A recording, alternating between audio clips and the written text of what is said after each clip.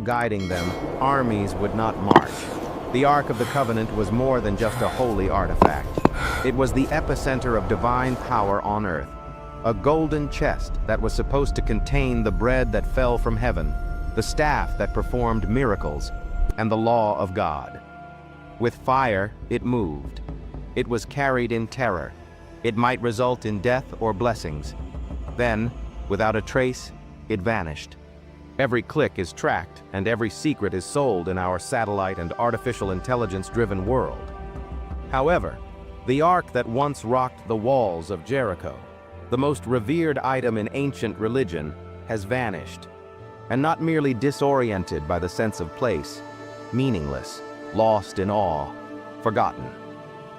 The same way that people scroll past headlines, they also scroll past Scripture. Sacredness is now content. Holiness is now a myth. And something unimaginably valuable has become silent amid all that commotion. However, the Ark wasn't always concealed. Its history dates back thousands of years, to a time when a recently liberated nation was lost and confused in the desert. They had no walls. They lacked a temple. The presence of God was the only thing they could hold on to.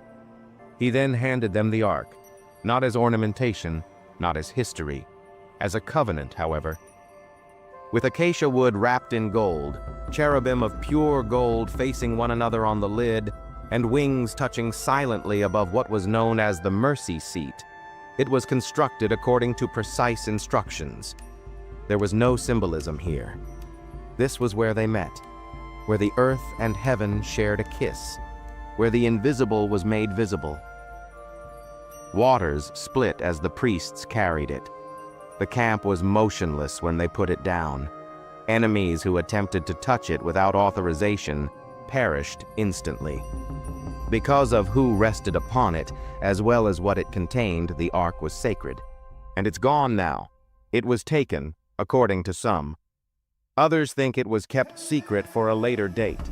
Some even dare to whisper that it was never intended to remain in a world that had forgotten how to fear God, but that heaven itself had reclaimed it. However, what occurs if something holy vanishes? What occurs when God's presence wanes? Some claim that we are now in that era, that the quiet of the Ark reflects a more profound quiet in our world, where the sacred is derided, truth is muddled, and reverence is scarce. However, perhaps, just possibly, it was never gone. Perhaps it was concealed, for those who are still looking. Press the bell icon and subscribe to the Ethiopian Bible if this kind of truth resonates with you. We are resurrecting the stories they buried. Additionally, the link to the complete 88-book Ethiopian Bible, the actual one they forbade you from reading, is included in the description. Let me now pose this question to you. Do you think something so potent could ever be kept secret from the world? Forever? Imagine having only a flickering lamp for light while you are inside the tabernacle, the sacred tent, which is silent and heavy with incense. As you pass through the veil, you see something that no normal person should ever see. A golden chest that shimmers in the stillness and appears to be breathing as its surface catches the firelight. Polished, glowing, and nearly alive, rather than dusty or rustic. Despite its small size, it dominated the room like a throne. 2 golden cherubim stood atop it, facing each other with their wings spread wide and touching tip to tip, seemingly protecting a secret that only heaven could comprehend. The Ark of the Covenant was this. Although acacia wood, which is renowned for its strength and resistance to decay, was used to construct the Ark, it wasn't left unadorned. Inside and out, pure gold was layered over every inch of that wood. Since it was never to be touched directly, it had 2 carrying poles and 4 gold rings. You couldn't treat it like an object. It was a hallowed area. It was there. Fear was the cause. 3 items, each encased in mystery and significance, were found inside that chest. The first is the 10 Commandments on stone tablets that were engraved by God's finger, not authored by a human. Priests did not interpret. carved into stone directly from heaven. These were the divine terms of a covenant, a legally binding arrangement between the Creator and his people, not merely laws. Aaron's rod, which had miraculously budded, was the second. God asked each of the Israelite tribes to present a staff when they were unsure of who actually had the power to rule. Only one would grow. Aaron's rod produced almonds, buds, and flowers during the course of the night. It was a sign of life emerging from dead wood, not just of leadership. It was a message to a disobedient populace. No man can alter God's decision about who he chooses. The third was a golden pot filled with manna, the enigmatic heavenly bread that provided Israel with sustenance during the wilderness. It was like dew on the ground in the morning and disappeared in the evening. Nobody was able to hoard it or explain it. With the exception of one pot, which God commanded to be kept inside the ark as a constant reminder that provision comes from above rather than from the earth. Despite the strength of these items, the ark itself did not hold the real secret. It was up above it. The area between the cherubim's wings is referred to in the Bible as the mercy seat. In reality, that empty space wasn't empty. God had promised to appear there. In Exodus 25:22, God said to Moses, "I will meet with you there, and I will speak with you from above the mercy seat, from between the two cherubim which are on the ark." Only there did heaven descend in all its untainted splendor on earth. The high priest would enter, shaking, and sprinkle blood on that golden lid once a year on the Day of Atonement. Not as a custom, as a means of survival, because no man could stand before God without mercy. Even the ark's design hinted at mystery. Inside the tabernacle there was fire, silence, and gold. This was not furniture, in accordance with the ancient instructions in Numbers 17. When the cloud descended, it was a box that throbbed with presence so intense that some claim it sounded like thunder. It was a throne without a visible king. It was more than just an item. Heaven on earth was what it was. If this was still in existence, what impact would it have on modern humanity? Solomon's temple was a masterpiece of stone, cedar, and gold that stood tall on Mount Moriah, its white walls catching the sun like a beacon to the nations, and it was believed to be the holiest place on earth. The Ark of the Covenant was seated inside it, deep within the most holy place, beyond the veil. However, everything changed the day the Babylonians arrived. It was 586 BC. The city of Jerusalem was besieged.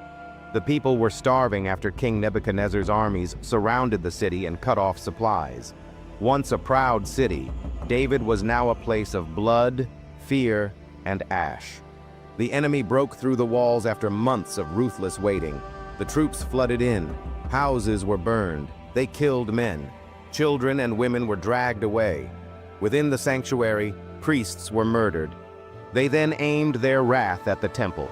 Once resonating with music, incense, and the quivering voices of worship, the temple was stripped, desecrated, and ultimately set on fire. The sky was licked by flames. Smoke twisted up into the sky. Gold melted into the sacred stone's fissures. Judah's faith was shattered at its core. However, something is absent from every document from that day, including the thorough Babylonian inventories of the looted treasures. The Ark. They removed all of the temple's valuables, including silver censers, bronze pillars, and golden vessels. Not the Ark, though. Not a word. Not a word. As though it had never existed. Like it disappeared right in front of them. The mystery starts there.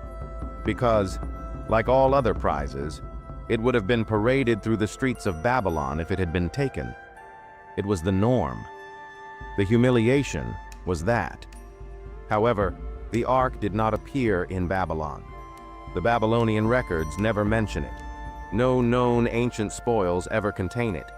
It seems to have vanished before the fire. Some people think it was kept under wraps. That before the walls were breached, it was taken out of the temple by pious priests who anticipated its fall. that it was smuggled out in the dark or buried beneath the city. Others mutter that it was taken on divine order, that a prophet, possibly even Jeremiah, was given the responsibility of concealing it from people who no longer feared God. Then there are those who think it was taken back by heaven, which is even more horrifying. That foreigners were never supposed to desecrate the ark, that God removed his presence from Israel after it fell, and that the ship carrying it was raised off the ground. Whatever transpired, one thing is for sure. The ark vanished before Babylon ever touched it. The fire arose, the temple collapsed. However, the ark had already vanished. Everything changed in that instant, for the world, not just for Jerusalem, because the center of divine encounter vanished along with the ark, the evidence of existence, the space between the cherubim's wings where God once spoke. "Where is it?" people asked as they stood outside the ruins, the ashes still warm underfoot. And they were met with silence. Over 2,500 years of silence. If you saw the ark last, would you use it or keep it safe? Jeremiah knew the Babylonians were on their way. He had screamed in the temple courts, yelled warnings in the streets, and pleaded with the populace to repent before it was too late. However, nobody paid attention. His voice was now ignored constantly, like the wind in a storm. The day had finally arrived. The fall of Jerusalem was imminent. The temple would burn, the walls would shatter, and the ark, the hallowed container of God's covenant, would either be stolen or contaminated, unless it disappeared first. The prophet Jeremiah was given a mission that was unlike any other, according to the book of 2nd Maccabees, an apocryphal text that is preserved in Ethiopian tradition but is not found in most Western Bibles. Not to talk, not to cry, but to take action. He took the ark, the tabernacle, and the altar of incense in a quiet, covert, and shaky manner, and he led a small, trusted group toward a mountain that no one dared to approach. Mount Nebo. Moses had once stood atop the same mountain, overlooking the Promised Land, which he would never set foot on. It would now be used as a hiding place, a location steeped in sacred memory. Although the trip wasn't long, it seemed to go on forever. There was sorrow in every step. Jeremiah was carrying centuries of divine encounters, not just moving objects. He could feel the weight of a nation that had exchanged truth for tradition, holiness for idols, and a people who had broken their covenant with every step. Nevertheless, with his eyes full of tears and his heart burning, he continued. On the mountain, they came to a cave, a modest temple, not a tomb with a mark. Silence, shadow, and stone. The ark was then put there, sealed rather than abandoned, hidden but not lost. As though trying to commit the route to memory, Jeremiah stood at the entrance to the cave and glanced back. But nobody was able to locate it again because the passageway was small and the walls were uneven. The story goes that he chastised those who attempted to mark the spot. "No," he replied. "Until God brings his people together once more and extends mercy to them, this place will remain unknown." He sealed it after that, and he cried, not for the ark, not even for the temple, but for those who didn't remember the meaning of either of them. It's a mysterious and dusty tale that is frequently disregarded in contemporary society by people who only skim the surface of the Bible. However, it is preserved in the Ethiopian Bible, which raises the possibility that the ark was concealed rather than destroyed, stolen, or lost to time. Consciously, with the timing of God in mind. This had nothing to do with getting away. It had to do with preservation, about holding out. Because there is no sense of closure in Jeremiah's last words. Just pause. He declared, "Until God brings his people together once more, it will not be revealed." Throughout the ages, that line has reverberated like thunder. It elevates the Ark's disappearance beyond a simple mystery. It turns into a prophecy. It indicates that a time is still to come. There will come a time, written but unseen, when the quiet will end and the secret will be made public, not to the inquisitive, but to the devoted. Is there anything that God might still be keeping from a future generation? A completely different story was taking place, one that would not be recorded in Western Bibles, but was preserved for thousands of years in the heart of Africa, far from Babylon and the flaming remains of Jerusalem. A queen, a king, and a child born of two worlds are at the start of it. The Queen of Sheba had come from the south to see how wise King Solomon was. She brought with her caravans of spices, gold, and questions no one else could answer. Solomon greeted her as an equal in spirit and intellect in addition to being a royal visitor. There was more to their meeting than just diplomacy. According to Ethiopian tradition, something more profound, something sacred, took place. Menelik is the son of that union. Menelik grew up in the kingdom of Sheba, but as he became an adult, the allure of his father's God drew him north to Jerusalem. Solomon welcomed Menelik and offered him a position in the kingdom, according to the ancient Ethiopian text known as the Kibra Nagast, which has been revered for generations.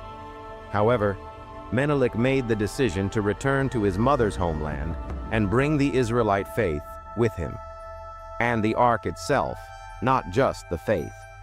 According to the story, the Israelite priests plotted to send the Ark with Menelik while Solomon was preparing presents for his son's departure, motivated by a divine dream.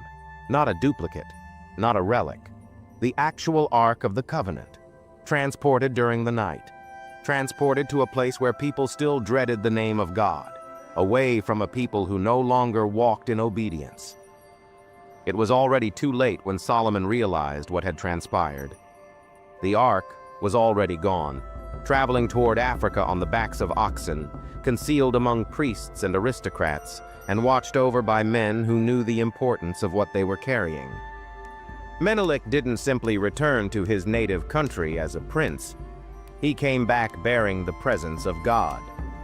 They also claim that the Ark was put in a highland sanctuary in Aksum, where it has been for more than 3,000 years. The Ethiopian Orthodox Church still maintains that the real Ark of the Covenant is kept safe by a single guardian priest inside the Church of Our Lady Mary of Zion. It might not be seen by anyone else. Pictures are not permitted. No visitors are allowed. The guardian never leaves the church grounds until he passes away, at which point another guardian takes his place. He lives a life of total devotion. Nothing else is treated with such reverence, secrecy, and silent fire. And Ethiopia does not falter in the face of the Western world's mockery, shrug, or outright disregard for this assertion. Each year, they recreate the Ark's procession using holy replicas known as tabots, which are carried through the streets in silk veils while thousands of people in white robes sing old hymns. These are not customs of museums. Living fire is what they are, and they trace their ancestry back to Solomon himself rather than to Greece or Rome. Everything changes if this turns out to be the case, since it indicates that the Ark was never lost. It was moved. It indicates that the divine presence moved rather than disappeared. It implies that the Western narrative is not the sole one, and it may not have been the first one. This assertion is not limited to archaeology. It questions authority, because the focus of sacred history changes if the Ark, the holiest item in biblical history, is located in Africa rather than Israel or Rome. Ethiopia is suddenly in the center of the biblical world rather than on its periphery. The Kibra Nagast has the audacity to assert what others will not, that the covenant was upheld by a people who remembered, not by a temple that collapsed, that one kingdom silently kept the fire going while another fell under judgment. Perhaps that's why the world doesn't accept it. Perhaps that explains why museums ignore it, why academics reject it, and why churches say nothing about it. Because to think so would be to change what has been taught, change what has been asserted, and give up the notion that truth always comes from Western sources. The world is unaware of the name of a man who lives in Axum. He's not well known. He does not preach.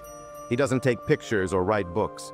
He carries a responsibility no king or emperor would dare touch, wears the same plain robes every day, and moves silently across sacred stone. He is in charge of keeping the Ark of the Covenant safe. Ethiopian custom dictates that only one man is selected for this position at a time. After being appointed, he walks onto the Church of Our Lady Mary of Zion grounds, and he never goes away, not for relatives, not on vacation, not even for the sake of dying. He is completely alone as he lives and passes away next to the Ark. His entire world becomes focused on keeping watch over the presence. The Ark cannot be viewed by anyone. Priests? No. Bishops? No. Not even the church patriarch. Just the guardian. The door is opened by him alone. He is the only one who prays. The shape that once split rivers and brought nations to their knees is only visible to him. Even though he doesn't talk to anyone about what he observes, they claim that his eyes have a certain quality that men who have only seen the outside world lack. He has a life appointment, and a new life is chosen when that one ends. A low-key ceremony, a name whispered, a burden shift. No celebration in public, no cheers, simply the movement of a flame from one soul to another. Interviews are not conducted, not a single news crew, no cameras for documentaries, no evidence for doubters, and people still have faith, because this isn't a question of interest. It comes down to faith. The Ark is not a myth to them. It isn't mythology. It's true, and a man who sacrificed everything to protect the sacred is watching it. You can go to Axum. The iron gate is open for you to stand outside.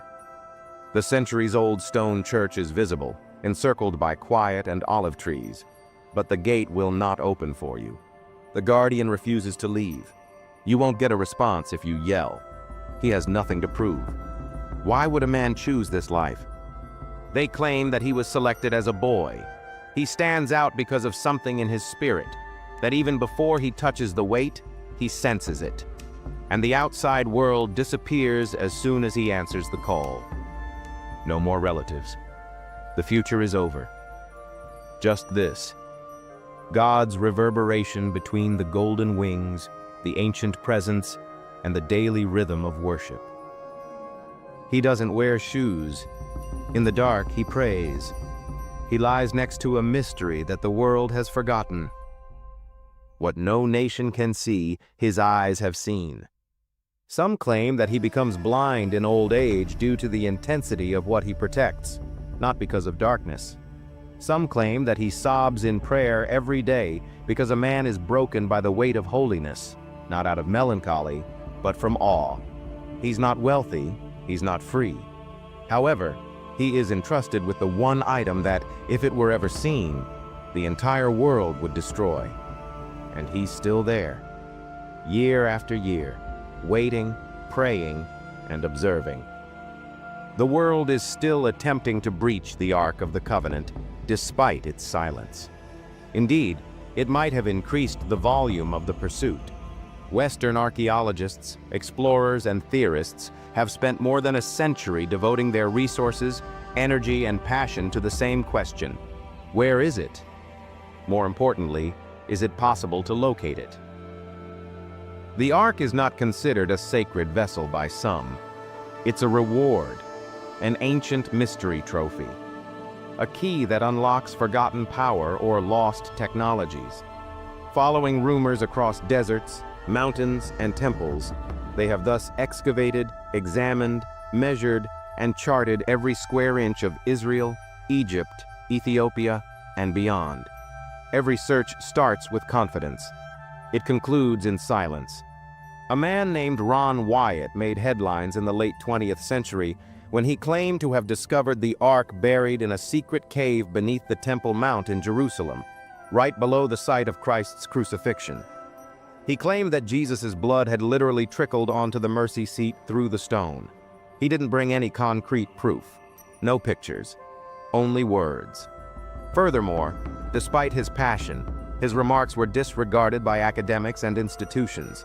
His assertion turned into a fringe legend that was never entirely refuted and was a mix of controversy and devotion.